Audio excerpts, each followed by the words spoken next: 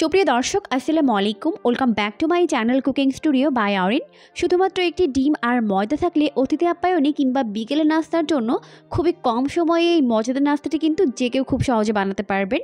খেতে দুর্দান্ত মজার হয়।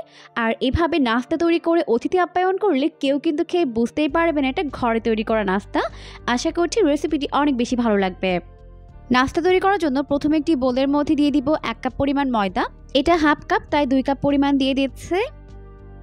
এরপর এখানে অ্যাড করে দিচ্ছি হাফ চামচ পরিমাণ লবণ আর 1 টেবিল চামচ পরিমাণ সয়াবিন তেল দিয়ে সবকিছুকে একত্রে ভালো করে মিশিয়ে নিতে হবে। এরপর এই সমস্ত উপকরণগুলোকে ময়দার সঙ্গে ভালো করে মিশিয়ে নিতে হবে।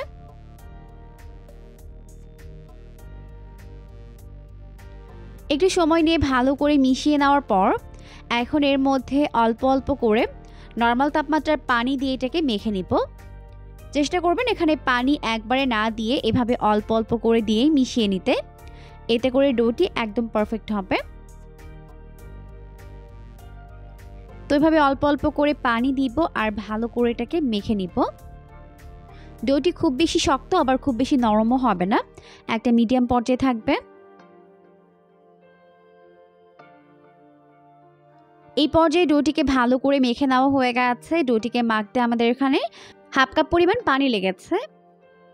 এখন এর উপর একটু সয়াবিন তেল লাগিয়ে এটাকে ঢেকে রেস্টে রেখে দিব প্রায় 20 মিনিটের জন্য। আর এই 20 মিনিটের মধ্যে কিন্তু ডোটি ভালোভাবে সেট হয়ে যাবে। আর অবশ্যই ঢেকে রাখতে হবে। তো এই ডোটি রেস্টে থাক, এখন আমরা নাস্তার জন্য বাকি প্রিপারেশনটা করে নিব। তাই চুলায় একটি প্যান বসিয়ে দিয়েছি। প্যানটিকে ভালোভাবে গরম করে এর মধ্যে দিয়ে দিলাম প্রায় 3 টেবিল চামচ পরিমাণ সয়াবিন তেল। এরপর দিয়ে দিলাম 1/4 কাপ পরিমাণ পেঁয়াজ কুচি। পেঁয়াজগুলোকে তেলের মধ্যে হালকা করে ভেজে নেওয়ার পর এখন এর মধ্যে অ্যাড করে দিলাম হাফ চামচ পরিমাণ আদা রসুন বাটা দিয়ে ভালো করে পেঁয়াজের সঙ্গে এটাকে কষিয়ে নিতে হবে। কষানোর এই পর্যায়ে দিয়ে দিলাম হাফ চামচ পরিমাণ লাল মরিচের গুঁড়া, হাফ চামচ পরিমাণ জিরার গুঁড়া আর 1/4 টিস্পুন পরিমাণ গরম মশলার গুঁড়া, 1/4 টিস্পুন পরিমাণ দিয়ে দিলাম হলুদের গুঁড়া। এরপর আবারও সবকিছুকে একত্রে ভালো করে মিশিয়ে নিতে হবে। তো মশলাগুলোকে ভালো করে কষিয়ে নেওয়ার এই পর্যায়ের মধ্যে অ্যাড করে দিলাম সামান্য পরিমাণে পানি, যাতে করে মশলাগুলো পুড়ে না যায়। এখন দিয়ে দিচ্ছি স্বাদমতো লবণ দিয়ে মশলাগুলোকে ভালো করে কষিয়ে নিতে হবে।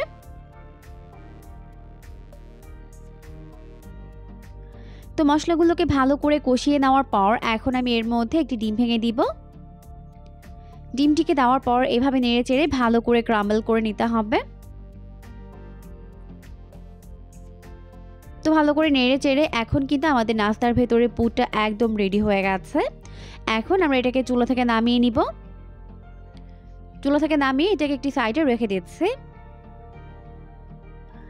এদিকে 20 মিনিট পর ডোটি কিন্তু ভালোভাবে সেট হয়ে গেছে। এখন এটাকে ভালো করে আবারও একটু মথে নিচ্ছে। এরপর যে কয়টা নাস্তা তৈরি করব ওভাবে এটাকে ভাগ করে নিতে হবে। তো এখন আমি এটাকে কয়েকটি ভাগে ভাগ করে নিচ্ছি। তো এই ডোটিকে আমি বেশ কয়েকটি ভাগে ভাগ করে নিলাম। এখন বাকি ডোগুলোকে রেখে এখান থেকে একটি ডো নিয়ে নিব। এরপর হাতের মধ্যে নিয়ে প্রথমে এটাকে এরকম একটা গোলাকার শেপ দিয়ে নিচ্ছে। তো সবগুলোকে এরকম করে গোল বলের মতো তৈরি করে নিতে হবে। এরপর আমি এখানে একটি বোল নিয়েছি আর এই বোলের মধ্যে অ্যাড করে দিচ্ছি 2 টেবিল চামচ পরিমাণ কর্নফ্লাওয়ার আর দিয়ে দিলাম 4 টেবিল চামচ পরিমাণ সয়াবিন তেল দিয়ে এটাকে ভালো করে মিশিয়ে নিচ্ছে। আপনারা চাইলে এখানে কর্নফ্লাওয়ারের পরিবর্তে ময়দাও ব্যবহার করতে পারবেন। তো সবকিছুকে ভালো করে মিশিয়ে একটি সাইডে রেখে দিচ্ছে। আর এখন আগে থেকে তৈরি করে নেওয়া ডোগুলো থেকে একটি ডো নিয়ে নিলাম। এরপর এটাকে বেলে নিতে হবে। এখন এটাকে চারপাশে ঘুরিয়ে ঘুরিয়ে পাতলা করে বড় একটা রুটি বেলে নিব। তো এই পর্যায়ে রুটিটিকে বেলে নেওয়া হয়ে গেছে। এরপর এর উপর থেকে আগে থেকে তৈরি করে নেওয়া কর্নফ্লাওয়ার আর তেলের মিশ্রণটিকে দিয়ে দিচ্ছে, দিয়ে চারপাশে ভালোভাবে এভাবে লাগিয়ে দিতে হবে। তারপর উপর থেকে এভাবে একটু শুকনো কর্নফ্লাওয়ার দিয়ে দিলাম। এটা অপশনাল, চাইলে দিতে পারেন, না চাইলে না দিলেও হবে। এরপর এটাকে এরকম একটা ভাঁজ দিয়ে নিলাম। এভাবে এটাকে আরও একটা ভাঁজ দিয়ে নিচ্ছে। এরপর এর উপর থেকে আবারও আমি কর্নফ্লাওয়ার আর তেলের মিশ্রণটিকে দিয়ে দিব। এখন এটাকে এইভাবে করে ফোল্ড করে নিচ্ছে, দেখতেই পাচ্ছেন। ব্যাস হয়ে গেছে। তো সেমভাবে আমি সবগুলোকে প্রথমে বানিয়ে নিব। তো সবগুলো বানিয়ে নেওয়া হয়ে গেছে। এখন যেটাকে প্রথমে বানিয়েছিলাম ওটাকে বেলে নিতে হবে, কারণ রেস্টে থাকার ফলে কিন্তু এটা অনেকটাই সফট হয়ে গেছে, তাই বেলতে গেলে কিন্তু ছোট হয়ে যাবে না। আর বাকিগুলোকে ঢেকে রেখে দিতে হবে। এরপর উপরে একটু ময়দা ছড়িয়ে এভাবে চারপাশে ঘুরিয়ে ঘুরিয়ে এটাকে বেলে নিতে হবে। তো দেখতেই পাচ্ছেন আমি এটাকে কীভাবে করে নিচ্ছে। তো চারপাশে ঘুরিয়ে ঘুরিয়ে এটাকে এরকম পাতলা করে বেলে নিয়েছে, দেখতেই পাচ্ছেন। বেলে নেওয়ার পর এখন আমি এটাকে 3টি ভাগে ভাগ করে নেব।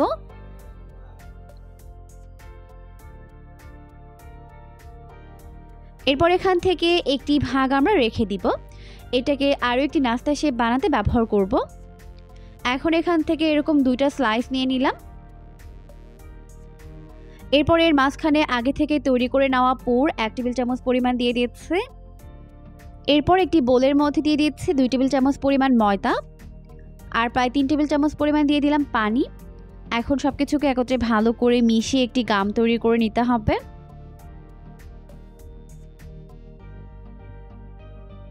এখন এখান থেকে কিছুটা পরিমাণে গাম আমি এর চারপাশে লাগিয়ে দিব, এতে করে কিন্তু নাস্তার শেপটি আর খুলে যাবে না। তো এইভাবে এটাকে সিল করে দিতে হবে চেপে চেপে। তো দেখতেই পাচ্ছেন আমি এটাকে কিভাবে করে নিচ্ছে, এভাবে চেপে চেপে এটাকে 4টা সাইড থেকে সিল করে দিচ্ছে।